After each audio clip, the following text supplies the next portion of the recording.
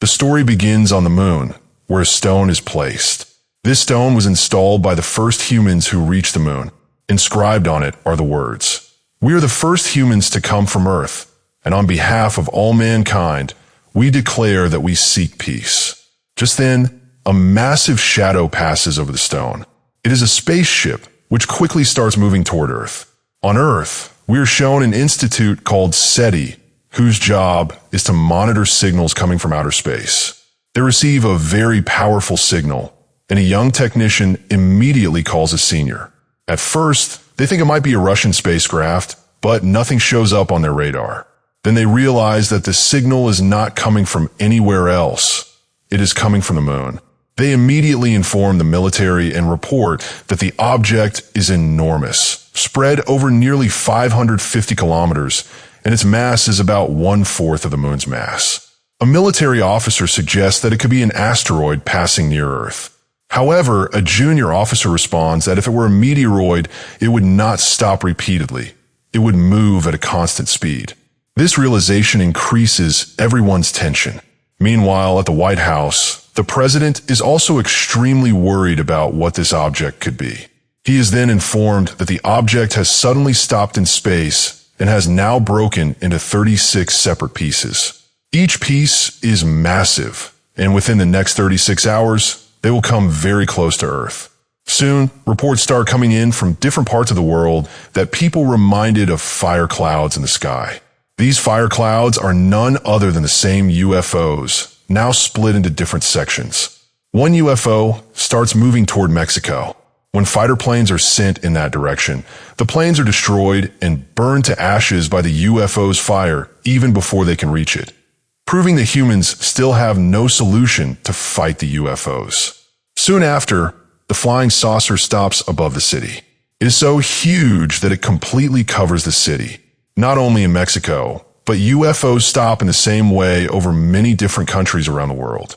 Because of the UFOs, TV signals also start malfunctioning. As a result, a man named David is called to a TV station. He is a satellite engineer and technologist. When David analyzes the satellite signals, he realizes that there are many signals in between that keep disappearing again and again. When David steps outside, he sees a massive UFO in the sky. He immediately understands that these signals are being sent by aliens to position their UFOs across the world, and that within the next 7 hours, the signals will completely disappear. David tells the TV station owner that this situation is exactly like a game of chess, where first the pieces are positioned, and only then the attack begins. He warns that after 7 hours, Earth will be attacked, and the aliens will try to wipe everything out. David calls his girlfriend, who works as the president's communications director, and tells her everything about the aliens and the upcoming attack. However, she does not believe him and hangs up the phone. Realizing that he must get this information to the president at any cost, David sets out to meet the president along with his father. Upon reaching the White House, he calls his girlfriend again, and she takes him to meet the president. David has known the president since before he became president, and they once had a serious argument, which is why they do not like each other. David tries to explain to the president that the Earth is round, and because of this, the aliens cannot send signals directly to each other. That is why they are using Earth satellites. He warns that in a short time, the aliens will launch a full-scale attack on Earth. After hearing this, the president ignores David and walks away. Soon after, 2 helicopters are sent toward the UFO hovering over the White House to attempt communication with the aliens. But as soon as the helicopters get close, the aliens inside the UFO open fire on them. Both helicopters explode violently in midair. Seeing this, the president and the generals realize that an attack is imminent and that David was telling the truth. Everyone begins evacuating the White House. Chaos spreads throughout the city, and people start fleeing. But just then, time runs out, and the door of the UFO opens in the sky. A bright blue, glowing light emerges from inside the UFO, leaving everyone stunned. In the very next moment, the UFO launches its attack. The attack is so powerful that massive buildings are reduced to rubble within seconds, and within a few hours, entire cities are completely destroyed. The president realizes his mistake and says that he should have evacuated the city earlier because millions of innocent people who had done nothing wrong lost their lives. After this, the Air Force plans to take revenge on the aliens. Several fighter planes move toward the UFO and take their positions. One of the fighter pilots is Captain Stephen, whose dream has always been to become an astronaut.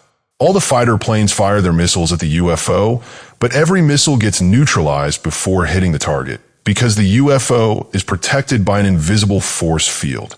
Missiles were fired at the UFO many times, but they had no effect. In the very next moment, countless small drones emerged from inside the UFO. These drones began attacking the fighter planes and destroyed almost all of them. However, Captain Stephen's plane was still intact. One drone started chasing him, so Captain Stephen flew his jet into the mountains. Now the UFO was directly in front of him. Just before the UFO could destroy Stephen's fighter plane, Stephen deployed his plane's parachute. The UFO became entangled in it and crashed. The alien flying saucer now lay wrecked in front of Stephen. Stephen went closer and found a wounded alien inside the UFO. He punched the alien hard, knocking it unconscious. Meanwhile, the president became extremely worried because the aliens had completely destroyed the Air Force. His advisors suggested attacking the aliens with nuclear bombs, but the president refused, saying he could not put his own people in danger.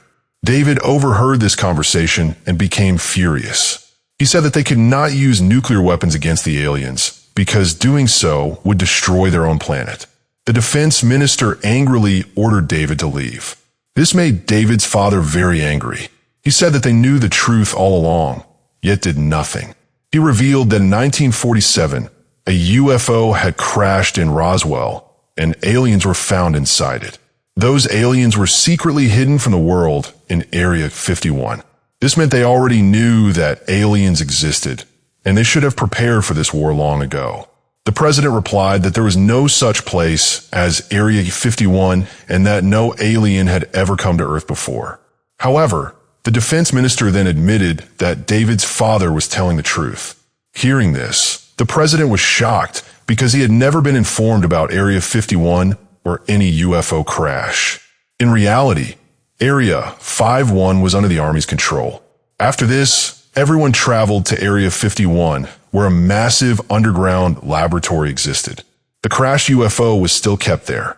Scientists told the president that they had been trying to repair it for many years and had understood a lot about it, but fixing it completely was beyond their abilities. However, during the last 24 hours since the arrival of the new UFOs, the old one had also started activating on its own.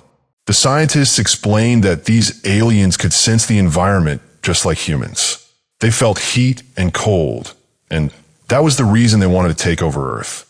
The scientists then showed the remains of the 3 aliens who had died during the 1947 UFO crash. They explained that these aliens could see and hear, but could not speak. It was possible that they communicated with each other mind to mind. The president told David that since he had decoded the alien signals, he now had to understand their codes as well. Meanwhile, Captain Stephen tied the alien to his parachute and moved forward.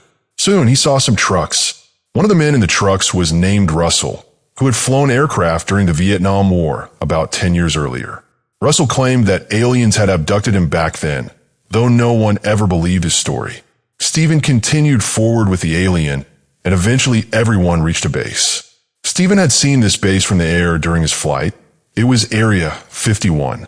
Security initially refused to let them enter, but as soon as Stephen showed them the alien, everyone panicked and immediately allowed them inside.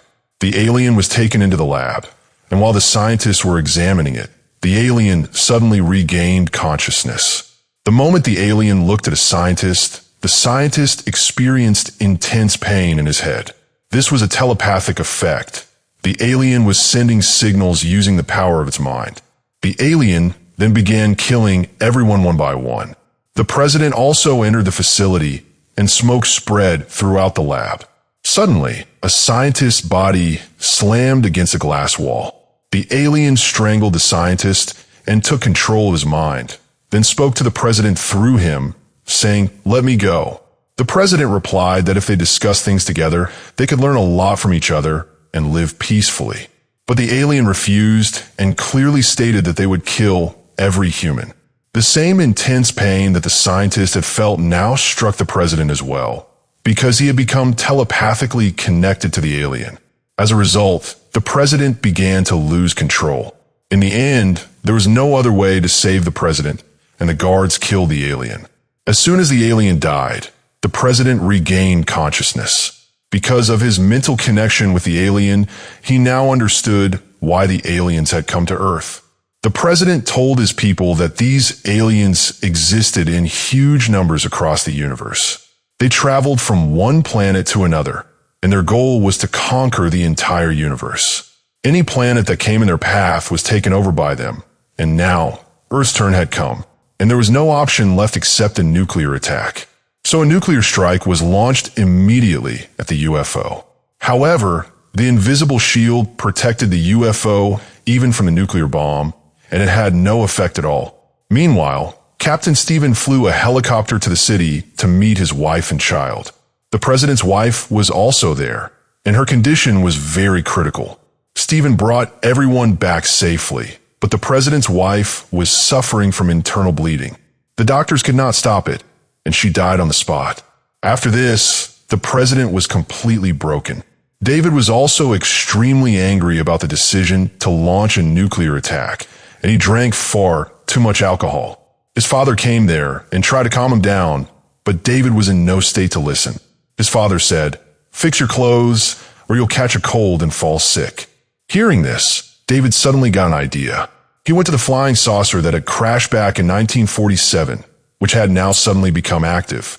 David placed a can of cold drink inside the UFO and asked an officer to fire a shot at it. Because of the invisible shield, the bullet did not hit the can. Then David pressed a few buttons on the computer and asked the officer to shoot again. This time, the bullet went straight through and hit the can. Everyone was shocked and happy to see this. David explained that he had given the aliens a cold. He had placed a device along with the can that spread a virus inside the UFO, weakening its shield. David said that if similar devices were inserted into the aliens' UFOs, their entire systems would be filled with the virus, and their invisible shields would stop working. The biggest problem, however, was how to get the virus inside. David then revealed his plan. Using the captured UFO, they would enter the aliens' mothership and trigger a powerful blast that would activate the virus for a short time. They would have only 1 minute, and within that single minute, they would have to destroy all the alien spacecraft. The question arose, who would fly the UFO? Stephen volunteered, saying that he had closely observed the alien UFOs during the battle and could fly one. To carry out this plan, all countries around the world were informed via Morse code that the attack would take place that night and that the shield would be down for 1 minute. Every nation prepared for the assault. A nuclear missile was fitted into the UFO that Stephen would pilot. They were told that the missile would not explode immediately upon impact, but would detonate 30 seconds later, and they would have to escape somehow before that. Due to a shortage of pilots, the government also called on civilians to step forward. Russell, who had been abducted by aliens and had once been a pilot during the Vietnam War, also decided to join the mission to take revenge. The president himself decided to fly a fighter plane as well, since he had once been a pilot. Now Stephen and David entered the aliens' mothership inside the UFO. Inside, a massive alien army was present. As soon as they entered, their UFO automatically aligned and docked in the correct position. David began uploading the virus. The moment the virus was uploaded, he sent a message to Earth. After that, Earth launched an attack on the UFOs. At first, the shield showed no effect, which disappointed everyone. Then the president ordered one final attack. This time, a missile struck the UFO directly, and one by one, more missiles were launched. Suddenly, small drones emerged from inside the UFOs and began attacking Earth. The Air Force responded, but the situation kept getting worse. The president had only one missile left, but he missed his target. Russell's missile jammed, So he deliberately crashed his entire aircraft into the UFO, causing a massive explosion and bringing the UFO crashing down to the ground. Meanwhile, David and Stephen were trapped inside the mothership with no way out. They decided to activate the nuclear bomb, even if it meant sacrificing their lives. As soon as the missile launched and struck the control panel, their spacecraft detached from the docking station, and they had only 30 seconds to escape. The doors began closing, but both of them somehow managed to get out just in time. The moment they escaped, a devastating nuclear blast occurred, completely destroying the aliens' mothership. After this, humans destroyed all the remaining alien spacecraft across the world. Thus, the war ended with the defeat of the aliens and the victory of mankind. If you liked the video, don't forget to like it, subscribe to the channel, and we'll meet again in the next video.